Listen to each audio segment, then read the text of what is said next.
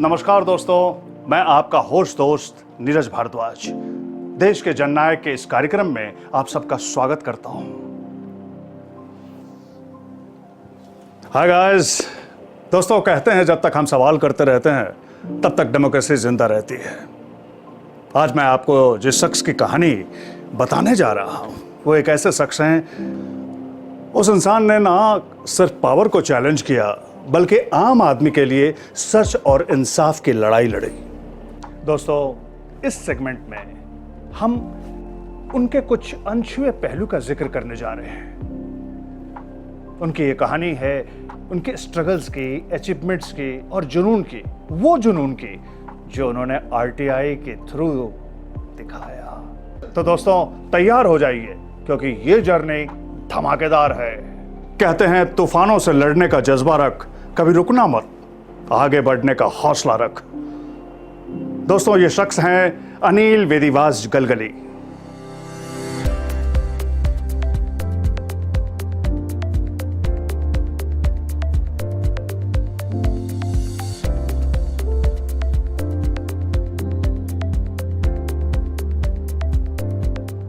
दोस्तों अनिल गलगली का बचपन कोई फेरी टेल से कम नहीं था। उन्होंने छोटी सी उम्र में ही काम करना शुरू कर दिया था, साथ में पढ़ाई भी और कमाई भी ताकि घर चल सके। लेकिन यह कमाई उनके सर्वाइवल का पार्ट नहीं था, इसमें एक बड़ा सा मिशन छुपा हुआ था। जब वो न्यूज़पेपर में काम कर रहे थे तब उन्होंने नोटिस किया कि सच को कितना सप्रेस किया जाता है। हर रोज उनकी आंखों के सामने सच्चाई को छुपाई जाती है, दबाई जाती है, सच बाहर आ ही नहीं पा रहा है। उन्होंने देखा कि सारी बातें जो हैं वो पॉलिटिकल प्रेशर के पीछे चली जाती है। बस यही इनजस्टिस ने उन्हें प्रोवोक किया। उन्होंने सोचा कि अपने लिए ना सही बल्कि सोसाइटी के लिए कुछ किया जाए।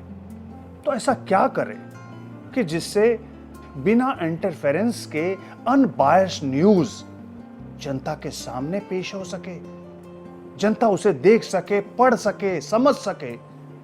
तो उन्होंने एक बड़ा स्टेप लिया। पता है दोस्तों उन्होंने क्या किया? उन्होंने बस अग्निशिला नाम का एक मंथली मैगजीन मार्केट में लॉन्च कर दी। इस मैगजीन के जरिए उन्होंने ऐसे ऐसे टॉपिक्स उठाए जो आमतौर पर मीडिया के दायरे में नहीं आते थे। उनका एम था कॉमन लोगों तक असली न्यूज पहुंचाना, करप्शन के खिलाफ आवाज उठाना। यही एक टर्निंग पॉइंट था उनके करियर में। उन्होंने तय कर लिया, उन्होंने फैसला कर लिया कि अब से किसी के लिए किसी भी इशू के न्यूज को नजरअंदाज नहीं करेंगे। यहां से उनकी जर्नी नई राह पकड़ लेती है। हालांकि वो राह बहुत रिस्क वाला था, मुश्किलात थे, लेकिन उनका जुनून उन्हें हर पल आगे बढ़ा रहा था। आरटीआई यानी राइट टू इंफॉर्मेशन। दोस्तों ये एक ऐसा पावरफुल टूल जिसके थ्रू कोई भी सिटीजन गवर्नमेंट से डायरेक्टली सवाल कर सकता है। 2005 में यह रोल इंट्रोड्यूस हुआ। लोगों को बात समझ में नहीं आई और ना समझने की कोशिश की, लेकिन बात जिसे समझ में आई वो शख्स था अनिल गलगली। उन्होंने तय कर लिया कि एक ऐसा हथियार, एक ऐसा टूल है जिससे हम करप्शन को एक्सपोज कर सकते हैं।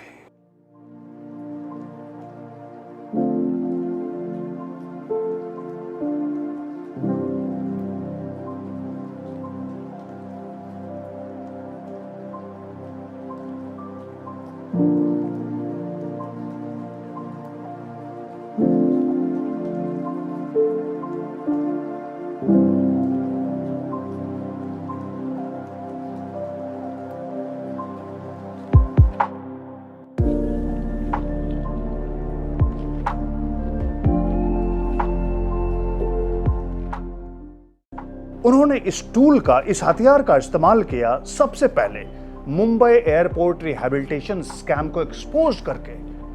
आपको तो पता ही होगा मुंबई एयरपोर्ट रिहैबिलिटेशन। सोचिए कि जब गवर्नमेंट ने उन्हें इंफॉर्मेशंस प्रोवाइड करने से मना कर दिया। तो भाई साहब ने क्या किया?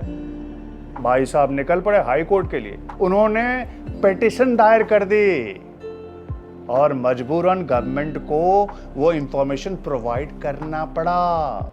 उस मामले में इनकी बहुत बड़ी जीत हुई। इस केस के बाद उन्होंने एक और ऑडिशियस स्टेप लिया। महाराष्ट्र के मिनिस्टर्स की कैबिनेट मीटिंग के अटेंडेंस रिपोर्ट को आरटीआई के थ्रू एक्सपोज करने का जिम्मेदारी उठाई इन्होंने। और आप इमेजिन कीजिएगा कि कई मिनिस्टर्स हैं जो अपने पोस्ट का मिसयूज करते हैं, कई मीटिंग्स में आते नहीं हैं, उन्हें अपनी रिस्पॉन्सिबिलिटी का एहसास नहीं। लेकिन जब अनिल गलगली ने इस इश्यू को उठाया तो हल्ला मच गया स्टेट में। सारे मिनिस्टर्स, आप समझ सकते हैं, सब लोगों ने अपनी रिस्पॉन्सिबिलिटी समझी।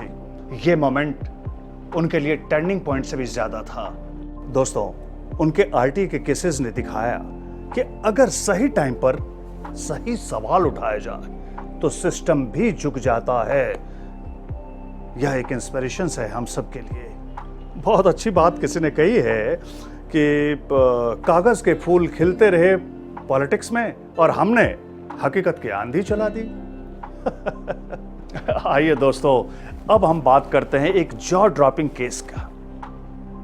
अभी मैं बात करने वाला हूं हेमा मालिनी जी के बारे में। नाम तो सुना ही होगा।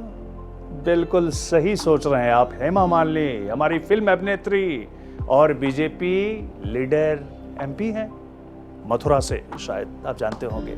एक वक्त गवर्नमेंट ने उन्हें एक डील ऑफर किया। एक 70 करोड़ का प्लॉट उन्हें मिलने वाली थी। अब बताइए कितने में? मात्र 70,000। Can you imagine? 70 करोड़ का प्लॉट सिर्फ 70,000 में। और जब ये बात भाई साहब के कान में पड़ी तो बस हंगामा। मुंबई में जो अंबीवली इलाके में जो हेमा मालिनी को जो 2000 स्क्वायर मीटर की जो लैंड दी गई है, उसे 1976 का रेट उन्होंने लगाया है। उस वक्त पर स्क्वायर मीटर 140 रुपए का रेट था। उसका 25% हेमा मालिनी जी को अदा करना है। कहीं ना कहीं तो सरकार ने हेमा मालिनी भारतीय जनता पार्टी की सांसद होने की वजह से उन पर कहीं ना कहीं तो मेहरबानी की है, क्योंकि वो पूरा का पूरा प्लॉट गार्डन के लिए रिजर्व होने के बावजूद भी सरकार ने उसे हेमा मालिनी को देने का काम किया है। अगर हम पूरे के पूरे मामले की अगर तह तक जाते हैं तो वो इसके पहले भी हेमा मालिनी को वर्षों में लैंड दी गई थी। वहां पर सीआरजेड होने की वजह से उन्होंने उस पर किसी भी तरह का निर्माण काम नहीं किया। उसके विकल्प में सरकार ने जमीन देते वक्त वहां पर जो गार्डन है, जो उसका आरक्षण है, उसे नजरअंदाज करने का भी काम किया है। हमने मुख्यमंत्री देवेंद्र फडणवीस जी को पत्र लिखा है कि एक तरफ भारतीय जनता पार्टी की सरकार मुंबई में जो महानगर पालिका के लैंड पर जो अलग अलग संस्थाओं ने जो जमीन ली है और उसका मिसयूज किया है, उस पर कार्रवाई कर रही है, और दूसरी ओर वही सरकार हेमा मालिनी पर मेहरबानी करने का काम कर रही है। सबसे बड़ी बात है कि रेडी रेकनर रेट के बजाय सरकार ने जो 1976 का जो रेट लगाया है, उसे सरकार को करोड़ों रुपए का नुकसान भी हुआ है। और एक तरह से इस तरह की संस्थाओं को फिर एक बार आरक्षित जगहों पर अतिक्रमण करने के लिए सरकार ने एक नया मौका देने का काम भी किया है। Swami Vivekanand Subharthi University, one of the leading universities of North India. 250 acres campus, 220 plus professional and vocational programs, 20,000 plus students. Give wings to your career with Swami Vivekanand Subharthi University. NH 58 Meerut, Delhi, NCR. जिस धाम पे मिलते हैं, मेरी यात्रा के संग संग जहाँ प्रभु राम मिलते हैं।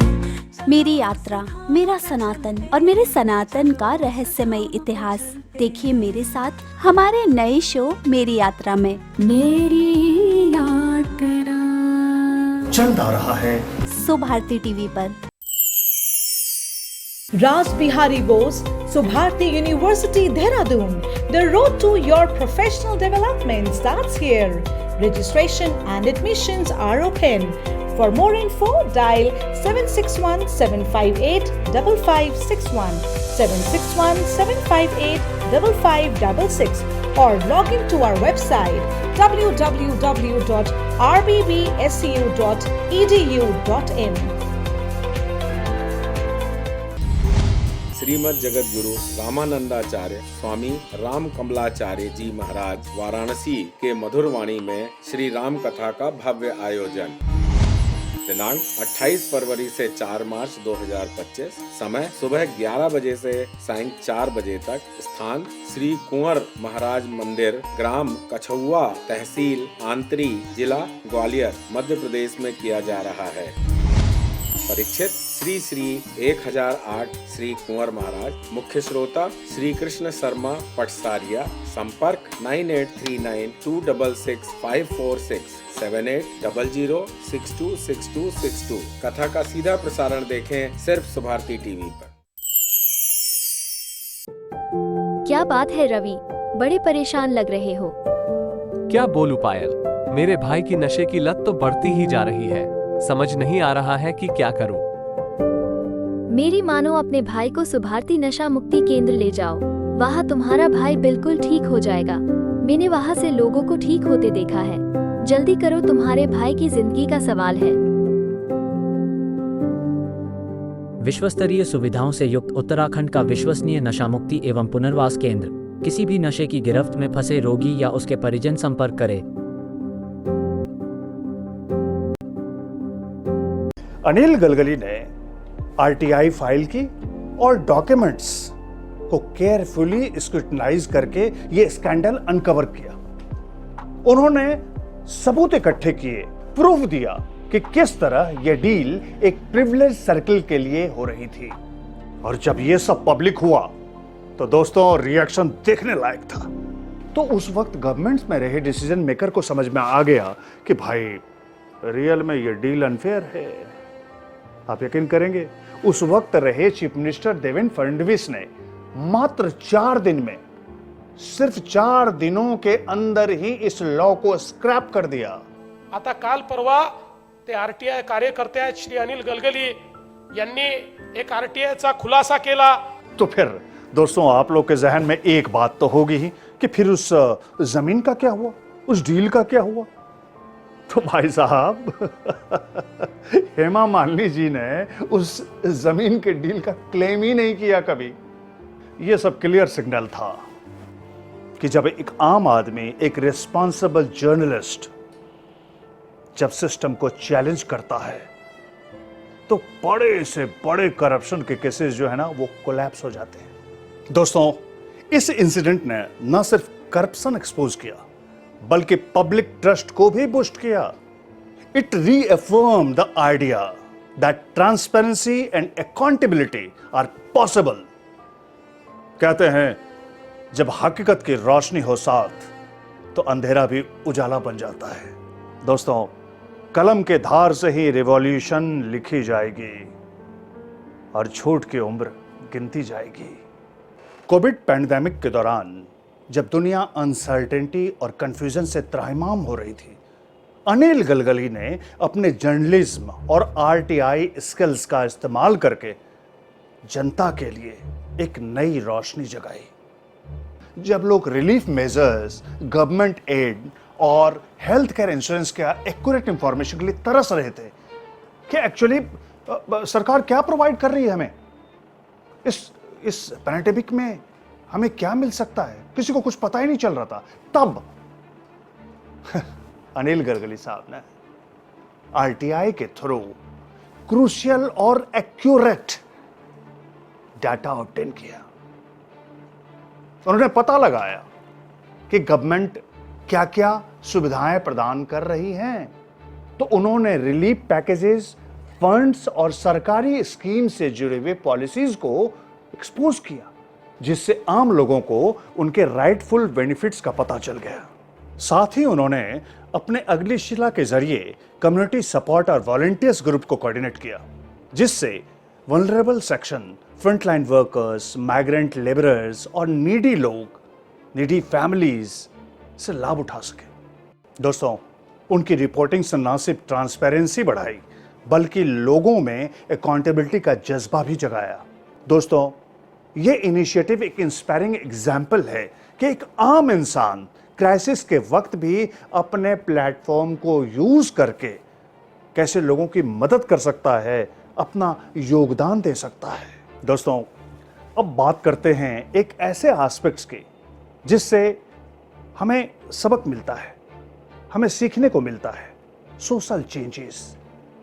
अनिल गलगली ने न सिर्फ करप्शन एक्सपोज किया बल्कि आरटीआई को आम लोगों तक पहुंचाने का मिशन भी शुरू किया। उन्होंने मुंबई और महाराष्ट्र के कई सिटीज में वर्कशॉप, सेमिनार्स और कॉलेज लेक्चर्स कंडक्ट किए। उन्होंने लोगों को बताया कि वो आरटीआई फाइल कैसे कर सकते हैं, अपने राइट्स को कैसे सिक्योर कर सकते हैं और कैसे गवर्नमेंट से अपनी अकाउंटेबिलिटी डिमांड कर सकते हैं। दोस्तों, उनके इस एफर्ट से कई हजारों स्टूडेंट्स और कॉमन सिटीजन इंस्पायर हुए। दोस्तों, उन्होंने एक ऐसा इकोसिस्टम बिल्डअप किया कि जिसमें इंफॉर्मेशन, ट्रांसपेरेंसी और जस्टिस का कल्चर फैल गया। ये मुहिम आज भी चल रहा है। लोग अपने फंडामेंटल राइट्स के लिए खड़े हो रहे हैं। ये सक्सेस स्टोरी हमें दिखाती है कि अगर हम मिलकर गवर्नमेंट से या कहीं भी अगर ट्रांसपेरेंसी का डिमांड करते हैं तो करप्शन का सिस्टम कोलैप्स हो सकता है। दोस्तों, मुश्किलें तब और बढ़ जाती हैं जब सच को छुपाने की कोशिश की जाती है, पर जब हिम्मत दिखाई जाती है तो उम्मीदें जग जाती है। दोस्तों, एक और मेजर अचीवमेंट जो मैं हाईलाइट्स करना चाहता हूं, मुंबई टैक्स स्कैम। आपने सुना होगा, खैर नहीं सुना है तो मैं सुनाता हूं कि एक्चुअली मामला क्या था। क्या आपने कभी नोटिस किया है कि कई बार आपको बिल में डबल टैक्सेशन का झटका लगता है? दोस्तों, अनिल गलगली ने आरटीआई के थ्रू रिवील किया कि कई लोगों से अननेसेसरीली डबल टैक्स लिया जा रहा है। उनके इस एक्सपोज के बाद गवर्नमेंट को फोर्स्ड होकर अपने सिस्टम को, अपने इस रूल को रिवैम्प करना पड़ा, जिससे मुंबई के हजारों लाखों रेजिडेंट्स थे, उन्हें फाइनेंशियल रिलीफ मिला। कुछ लोग फेमस होने के लिए सच बोलते हैं और कुछ लोग सच बोलकर फेमस हो जाते हैं। अनिल गलगली का सफर हमें यह सिखाता है कि असली हीरो, असली नायक वो होते हैं जो अपने इंटरेस्ट के लिए नहीं बल्कि पब्लिक के हित के लिए काम करते हैं। उन्होंने कभी भी मनी या पावर के लिए अपने इंटीग्रिटी सैक्रिफाइस नहीं की। उन्होंने अपने एक्शन से हमें दिखाया कि सच और इंसाफ के लिए लड़ना कितना इंपॉर्टेंट है। अनिल गलगली आज भी आरटीआई के थ्रू करप्शन को एक्सपोज करते रहते हैं। उनके इस स्टेप ने गवर्नमेंट को बाध्य कर दिया, मजबूर कर दिया कि वो अपने काम में ट्रांसपेरेंसी लाएं और जनता को उनकी रिस्पॉन्सिबिलिटी का एहसास कराएं, वो रिस्पॉन्सिबिलिटी सही तरीके से जनता के लिए निभाएं। दोस्तों, उनकी जर्नी एक इंस्पिरेशन है, एक ऐसे इंसान की जो कॉमन बैकग्राउंड से आकर सिस्टम को चैलेंज करता है और एक ट्रू जननायक बन जाता है। दोस्तों, ये कहानी सिर्फ उनकी नहीं है बल्कि उन सब की है जिन्होंने हिम्मत दिखाई, सवाल उठाए और अपने अधिकारों के लिए लड़ाई लड़ी। उनका मैसेज है कि डरो मत, क्योंकि एक आम इंसान भी सिस्टम को बदल सकता है। तो दोस्तों, याद रखो, डरो मत, सवाल पूछो, सवाल उठाओ, क्योंकि जो सवाल उठाते हैं वो मरते नहीं।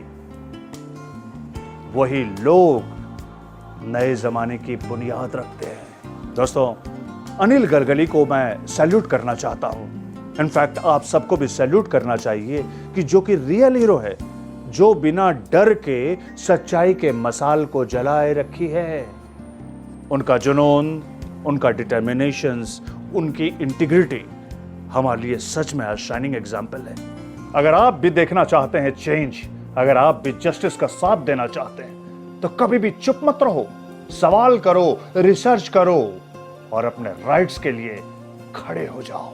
जैसे किसी एक शायर ने कहा है कि सपने सिर्फ देखे जाते हैं, लेकिन जो सवाल उठाते हैं वही इतिहास लिखते हैं। तो दोस्तों, इनकी इस जर्नी से हमें यह सीख मिलती है कि हम सब में वो पावर है, अंदर ही है, जो एक दिन सिस्टम को हिला सकती है। अनिल गलगली के इस मिशन ने हमें बताया है कि सच की शक्ति कभी छुप नहीं सकती।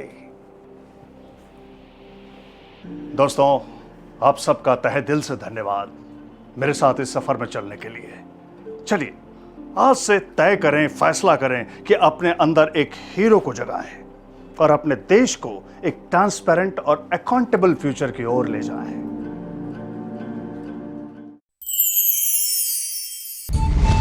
परमहंस महंत श्री पुनीत गिरी जी महाराज के रसमयी अमृत वाणी में श्रीमद् भागवत कथा का भव्य आयोजन।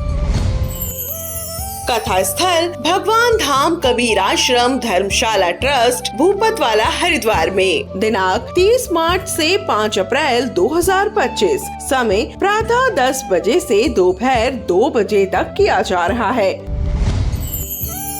मुख्य यजमान श्री पंकज जैन, श्रीमती शैलजा जैन एवं सह परिवार। इस भव्य आयोजन का सीधा प्रसारण देखें सिर्फ सुभारती टीवी पर।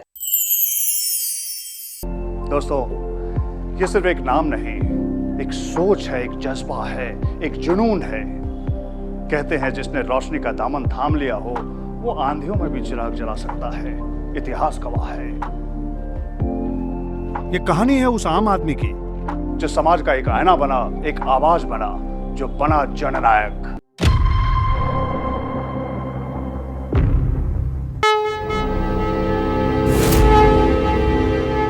गांव में ऐसे कई लोग हैं जो शिक्षा के विरुद्ध हैं। पीढ़ियां बदल जाएगी पर इनका घमंड नहीं टूटेगा। बकवास बंद कर, ज्यादा जबान चलाने की जरूरत नहीं है, समझी? जिस टीचर ने सारे गांव का दिमाग खराब कर रखा है, क्या वो तेरी फीस देगा? बेटी बचाओ बेटी पढ़ाओ, ये क्या सिर्फ सरकार का अभियान है? हमें भी तो काम करना होगा।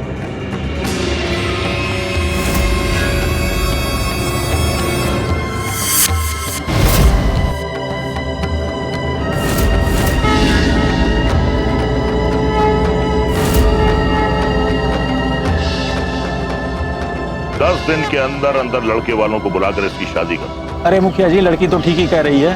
कॉलेज पढ़ेगी तो ही तो नौकरी करेगी। लड़की की शादी तो पढ़ाई के बाद भी हो सकती है। हाँ, होने को तो कुछ भी हो सकता है, लेकिन जो इस इलाके में हमारी बात नहीं मानता उसका असर क्या होता है, ये आप अच्छी तरह जानते हैं।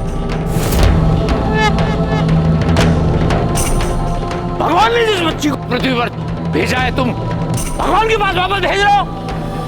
ये क्या कर रहे हैं? जो बच्ची पैदा होते ही अपने माँ बाप को निकल गई, उसे जीने का कोई हक नहीं है। तुम होते कौन? तुम होते कौन हो इस बच्ची के जीने मरने का निर्णय लेने वाले? इसकी बलि देने से देवी प्रसन्न होगी। पुलिस आ रही है, वो सरकार नहीं, तुम्हारा पुरखों वाला जमाना अब नहीं है, अब बदलना होगा उसे। अब याद रखना, इस गांव से कोई भी बच्ची या किसी की भी भगवान को बलि नहीं दी जाएगी। आपने अपनी सारी जिंदगी दे दी इस गांव की बिटियों के लिए। माँ तुम्हारी साक्षी से मैं इस बच्ची का स्वीकार करता हूँ। इसको जब दुनिया देखेगी तो ये एक मिसाल होगी, इसका वचन देता हूँ। पर भैया, इसका नाम क्या रखोगे आप? सरस्वती, सरस्वती, सरस्वती। बेटी पैदा होना मतलब घर में लक्ष्मी का आना है। सरकार ने छोटे किसानों का कर्जा माफ कर दिया। सच में? कल तुम ऑफिस चले जाओ, फॉर्म भर देना। पापा, आपने मुझे स्कूल में क्यों डाला? वो इसलिए बेटा कि ताकि हमारी लाडली बिटिया बड़ी होकर अपने पापा का नाम रोशन करे। और माँ का? आपने दीदी को स्कूल क्यों नहीं भेजा? आपने बहुत गलत किया। आपने क्यों नहीं भेजा दीदी को स्कूल? सारे फसाद की जड़ ये बेटी पढ़ाओ देश पढ़ाओ, ये बेहुदा आंदोलन गलत है। नहीं, गांव की लड़कियां अगर पढ़ लिख कर खुद के पैरों पर खड़ी हो रही है, उसमें गलत क्या? उसे पैर पे खड़े होना नहीं, पैर पे कुल्हाड़ी मारना चाहिए। उस दिन का इंतजार है मुझे जब मैं तुम्हें यूनिफॉर्म में देखूंगा।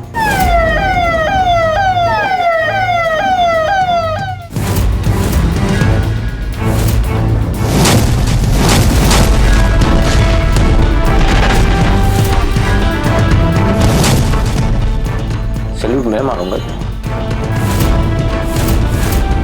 बेटा, तुम एक मिसाल होने वाली, मेरे लिए तो हो, दुनिया के लिए होना, अपने देश के लिए होना। हमारे गांव में अश्लीलता की कोई जगह नहीं है। हमारे गांव में ये जीन्स ये पैंट नहीं चलेगी। फैशन के नाम पर यहाँ फालतूगिरी नहीं चलेगी। ये अश्लील नहीं है। नंद किशोर, मुझे मुखिया जी का फैसला मंजूर है ना? मुझे बिल्कुल मंजूर नहीं। ये अश्लीलता हमारे गांव में नहीं चलेगी। आप डरा रहे? किसको डरा? सारे फसाद की जड़ ये मास्टर, मैं तो कहता हूं उसे खत्म कर दो, उखाड़ फेंको इसे, ताकि कोई भी इसके बाद पंचायत के फैसले के खिलाफ जाने की हिम्मत न करे।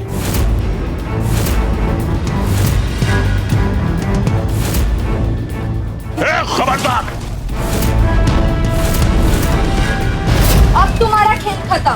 अगर तुमने गांव की किसी भी लड़की पर कोई भी तरह की जबरदस्ती की या कोई गलत फैसला सुनाया ना, मुझसे बुरा कोई नहीं होगा।